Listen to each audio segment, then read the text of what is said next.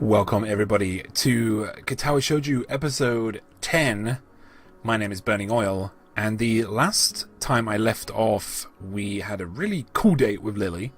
We noticed that Yuku has a job at the place that me and Lily had a cuppa at, and we spoke to Kenji and he said he didn't want to go out, and then we went out and then we were at the park, I think, and we left at the park. I think that's how it went anyway. But yeah, let's get straight back into it, shall we? Promise of Time. We've already read this. I guess I shouldn't complain. It's better than nothing and didn't cost much. As long as I look out towards the school, watching the people coming and going proves a surprisingly entertaining way of passing the time as I eat. Little children accompanied by parents or grandparents scamper about in the din from event to the event. This sounds a lot louder. Hope you guys can hear me over this. I think you can. And from event to event, one hand dragging their company and the other bearing an oversized, colourful snack. I can't help but notice the age range among the people here is skewed towards the elderly, something that I'd also noticed when I was walking around the town. This must be one of those towns where the only people left are those that lived here their whole lives and ardently refused to leave, and those wanting to live out the rest of their days in one of the increasingly few tranquil places. I guess that also goes a way to explaining how conservative Yamaku's school culture seems to be. Not that I mind one bit. I kind of like how calm Yamaku and its surroundings are. It does look beautiful.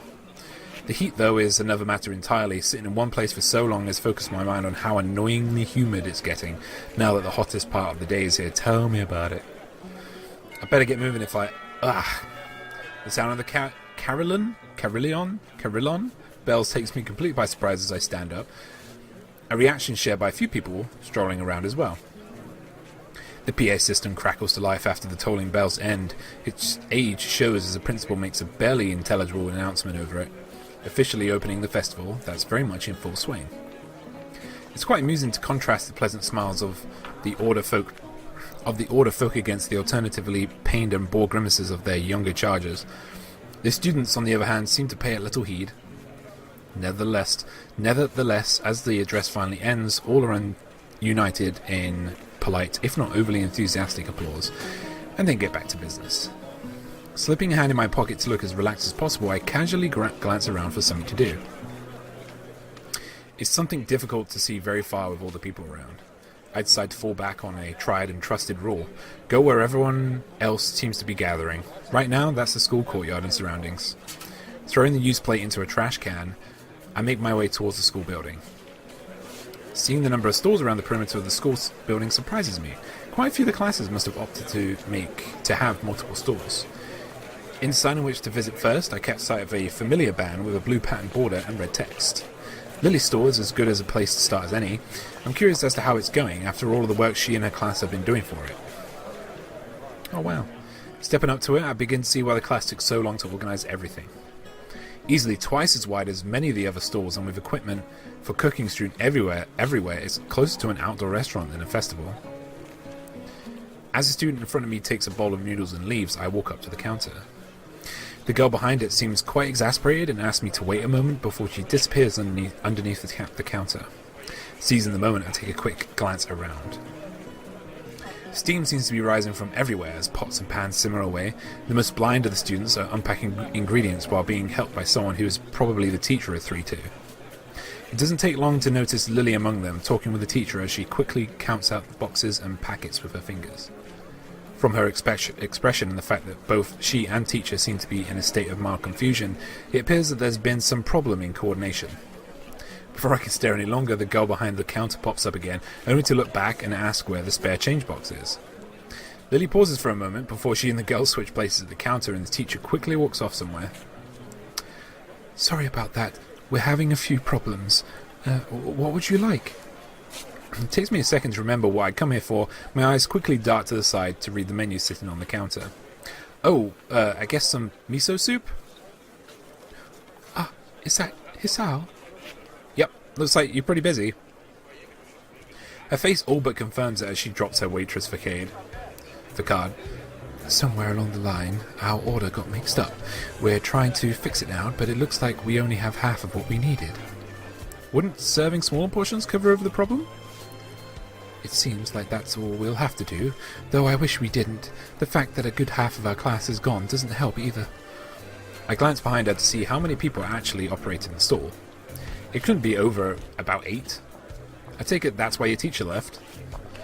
That's right. She's going to try and round up a few more of our classmates to help. Hearing the sound of footsteps behind me, I stealthily glance backwards to see an elderly couple taking place in the line. I guess I better stop loitering around and chatting. Here's the money for the soup. Soup? Oh, right. Coming right up.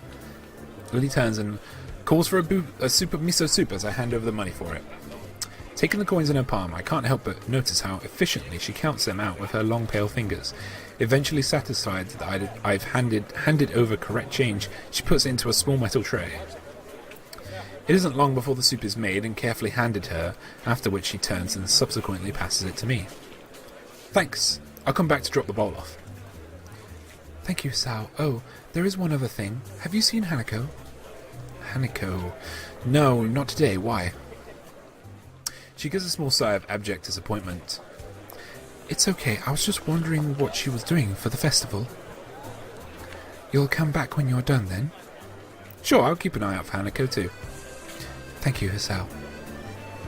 I walk off from the stall and find a seat, carefully cradling the steaming wooden bowl in both hands. Compared it to the dumplings from before, this is quite nice. A little cool compared to what it probably should be, perhaps, but the flavour is enough to cover for that reasonably well. As I drink, I can't help but feel somewhat guilty for not being as involved in the festival as the others.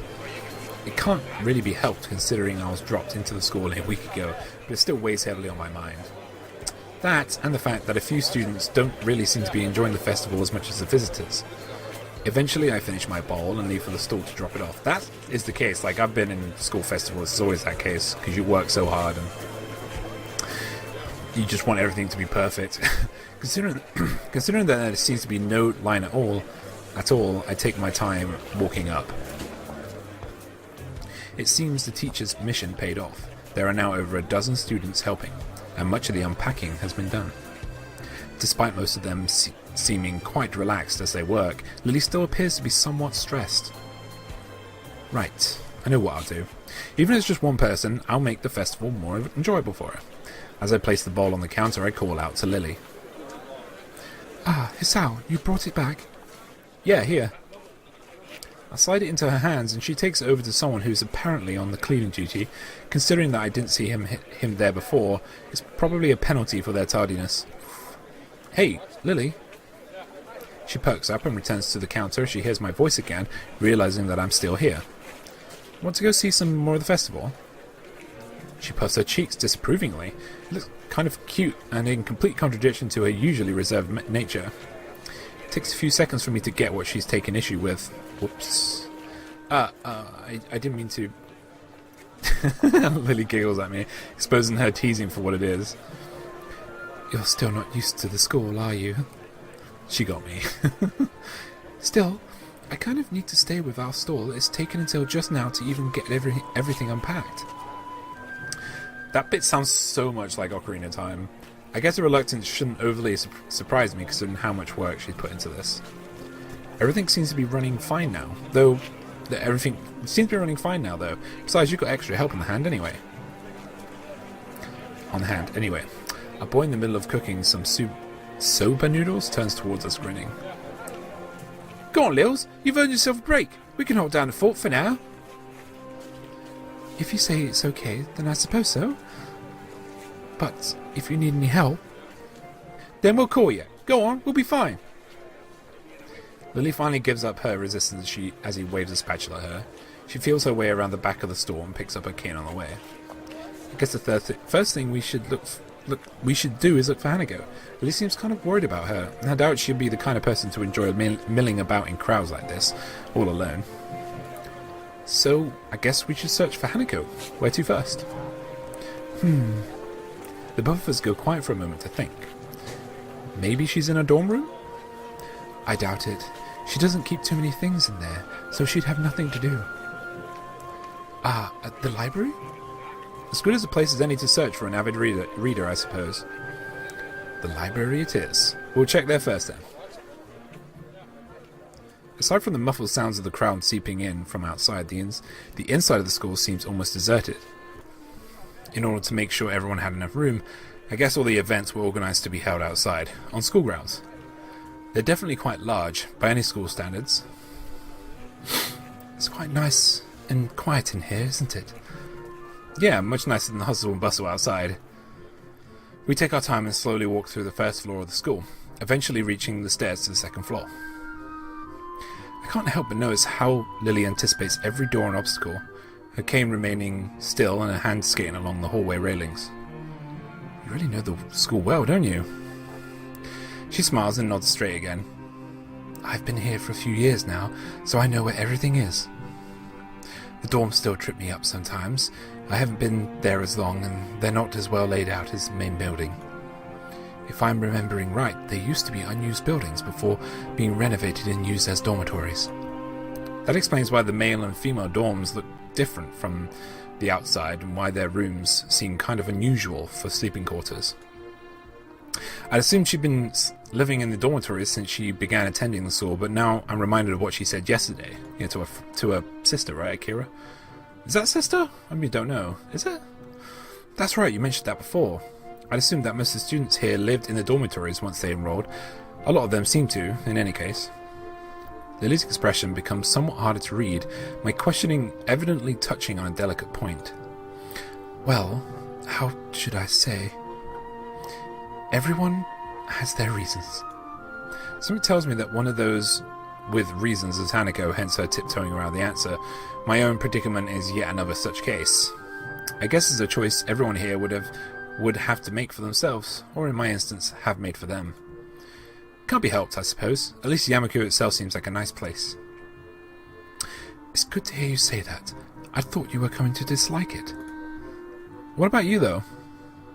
My reversal of Lily's statement takes her by surprise. I've been here for a while, so... It's not that, you just seem pretty depressed about Akira. What's with that look? Akira's taken. Sorry, Hisao. Never sees how fast my palm meets my face at a sly accusation. Hey, I was worried about you. That's no way to respond to concern. While she gives an amused grin, we round the corner of the hallway and enter the library. As we do so, it isn't hard to spot Hanako, considering that the room is completely devoid of anyone else. Given that there are no staff around, I guess there's no need to heed the usual library rules. I call out to her. Hey, Hanako! Hanako is here. As she hears her voice, Hanako's head flicks up from behind a book, probably the same one she'd been reading on Friday. Hisao? Lily? Just thought we'd drop by. Lily just managed to escape from the noodle stall with a little help. That wasn't really an escape.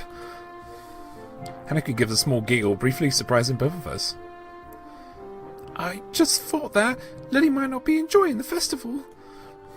Well, now we can enjoy it together, right? The two nod happily before we set out of the library and towards the festivities. I hand over some change to the girl behind the counter and take the 2 styrofoam cups of tea. I try to accentuate my bow a bit to cover for the fact that she's quite obviously deaf. Come to think of it, I probably should have asked for help instead of leaving those two in the gardens while I bought drinks. Trying to juggle the 2 cups of hot tea for them and a can of coffee for myself out of a vending machine isn't exactly easy. With some careful manoeuvring, though, I managed to keep everything stable and upright as I walk over to the bench where Lily and Hanako are sitting and chatting. It's actually quite a nice place, lit only by moonlight. It's tucked away some distance from the main events. Compared to how hot it had been during the day, this spot is also pleasantly cool by now. Not that it matters all that much, most of the visitors have moved to areas that are either closer to the fireworks or higher on the hill in order to view the display apparently planned. Welcome back, Hisao. Her ears are good. I'm not exactly close, and even Hanako hasn't noticed me. Here you go. Sorry it's instant, but that's all they had left by now. Hanako gingerly takes a cup from my right hand, and I gently place the other into Lily's outstretched hands. Did you enjoy the festival then, Hisao? Yeah, it was pretty fun. An honest answer. Much of the food may have been somewhat subpar, but it was a lot of fun in the end, especially with Hanako and Lily. In fact, I think those two may have enjoyed themselves even more than I did. With both Lily and me around, much of Hanako's withdrawn nature around others died down enough for her to enjoy herself. Whoa. Okay. God, I wonder what that was. As we sit drinking, the whistle of the first firework rings out before it explodes into a vibrant shower of blue against the night sky, heralding the beginning of the end of the festival.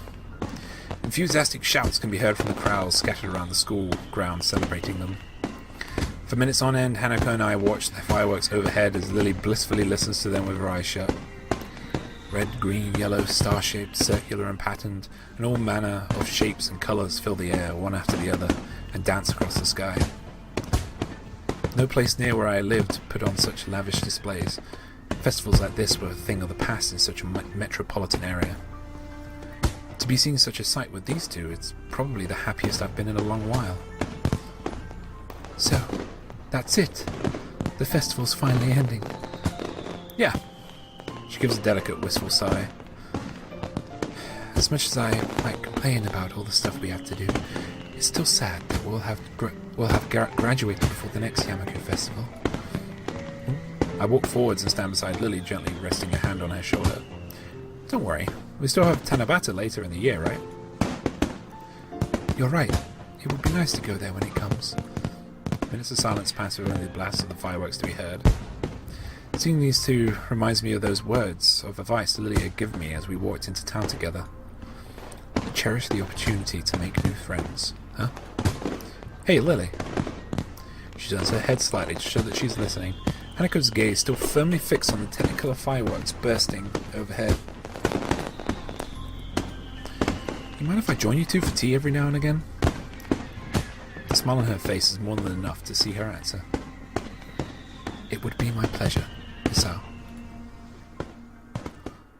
Oh, it's cute. Animations! Oh! Mind is blown. What does this mean? What does it mean?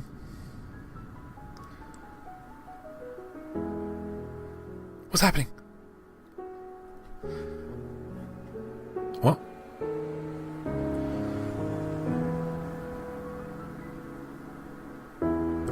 Oh.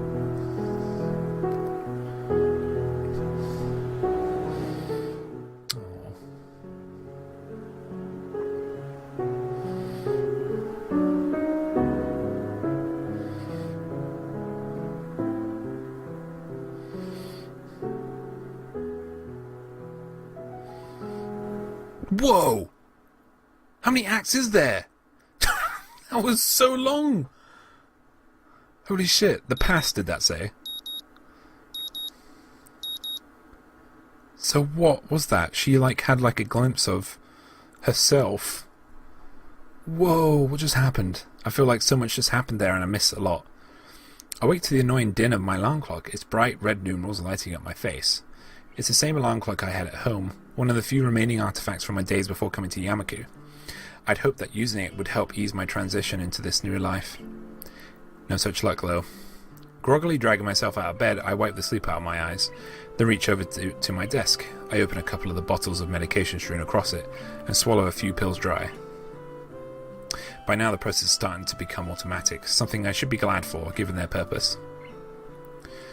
Feeling much more awake than usual, I wander into the bathroom. No Kenji this time, I guess. While the shower warms up, my mind begins to wander as my new daily routine begins once again. The bright colours of the fireworks fill my mind, as do the two girls with whom I spent my time watching them with. It feels strange to be moved so much by people I know little about. Then again, I suppose these aren't normal circumstances. At least I have someone to talk to now, aside from my schoolmate next door. With the time left before school begins today waning, I begin to get ready for class. Walking through the door into the classroom, I notice that I'm still somewhat early. I see about 5 or 6 students milling around, most of them looking as if they'd rather be still in bed. It's at times like this that I appreciate being a morning person. That said, 2 students in particular seem just as perky as always. Hi Shizune. Hi Misha.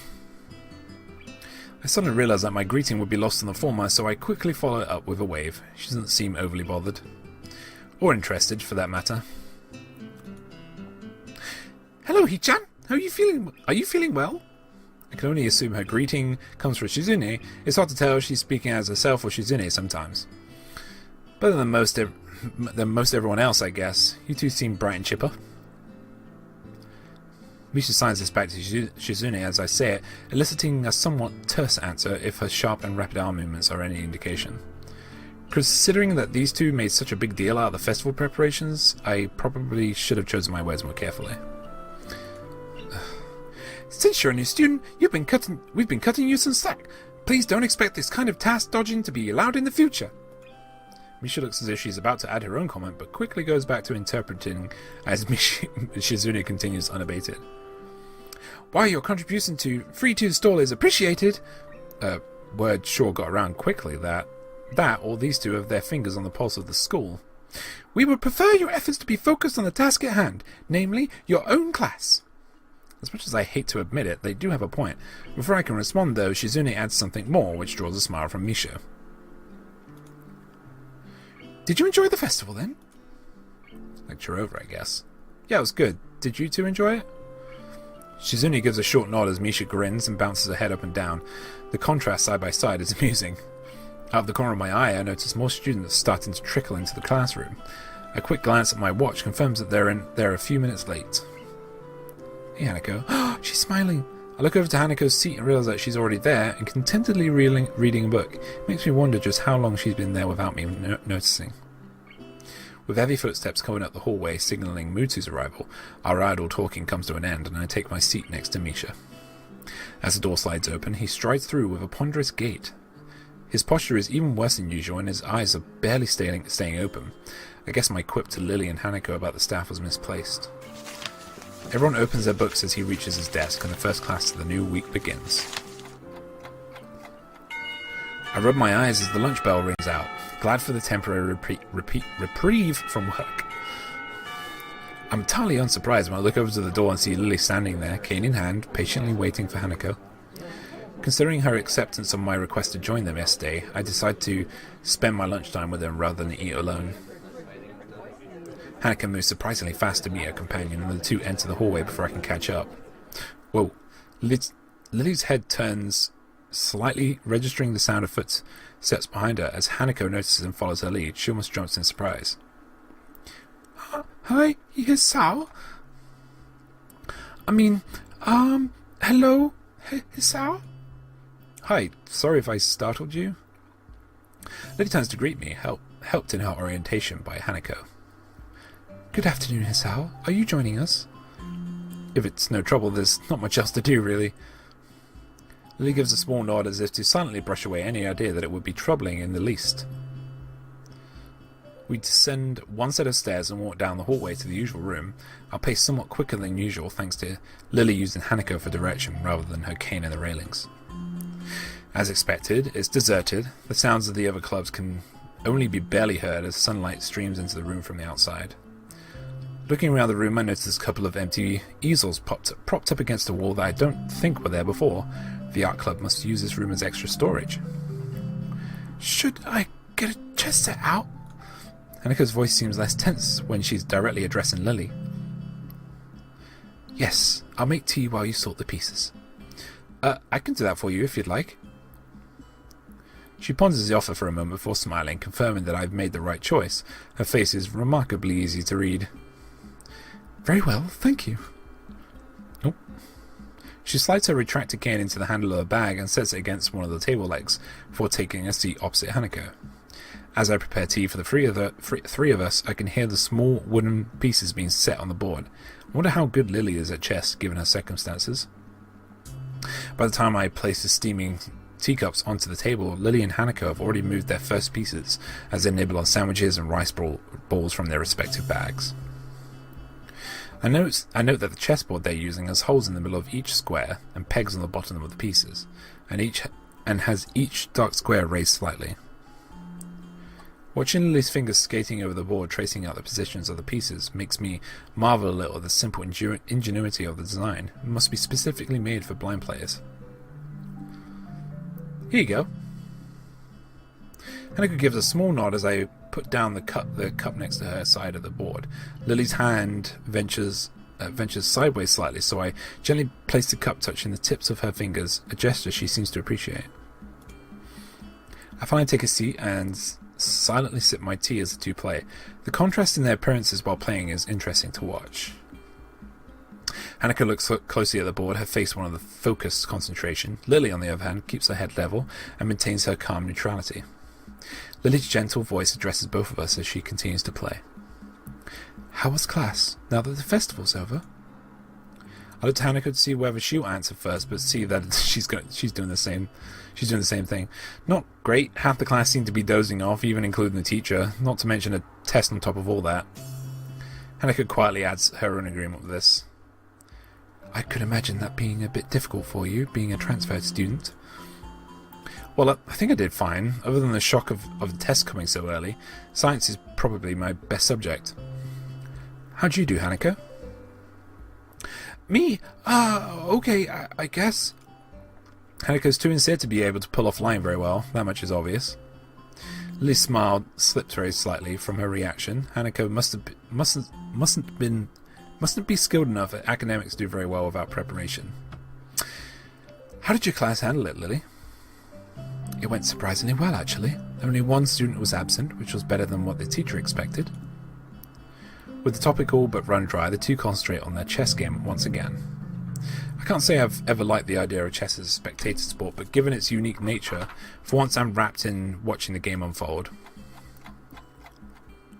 As time wears on, both of them demonstrate decent skill at playing the game, having captured 2 more pawns than Hanako. Lily has the upper hand, but only slightly. Till Hanako makes a strange move with her queen. Seizing upon this lapse in judgment, Lily takes a piece with her knight. Without hesitation, Hanako moves a pawn to take Lily's rook on the opposite side of the board and promotes it to queen. Lily's face falters as her fingers move over the pieces, and she realizes that she just fell to Hanako's trap. It's a little distracting to have the board traced out after each move, even if it's out of necessity.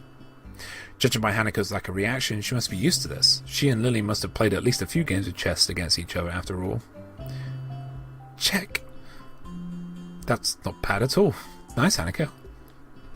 The compliment causes her to flower into a surprised blush. Thank you. I didn't think it would work. I look over to Lily, her fingers having just finished tracing out the position of remaining pieces in an attempt to extricate her king from this bind. I think this is checkmate. Take another look at the board to confirm. Sure enough, her king has nowhere to escape without being threatened by another piece. My earlier question as to which of them is better at this has just been answered. So it is. Lily gives a small sigh as Hanako smiles. From their reactions, this seems like a fairly usual result. How long have you two been playing? Since I was young. Oops. Lily nods at Hanako's brief answer. Hanako taught me how to play soon after I met her. I can beat her every now and then, but that's a rarity. I don't seem to have the right mindset for it. If Lily came to Yamaku at the start of school and met Hanako when she moved to the dorms, that means she's only been playing for about 1 year. After seeing Hanako's level of play, I'm not too surprised Lily has trouble beating her. But she's better at languages than I am, so...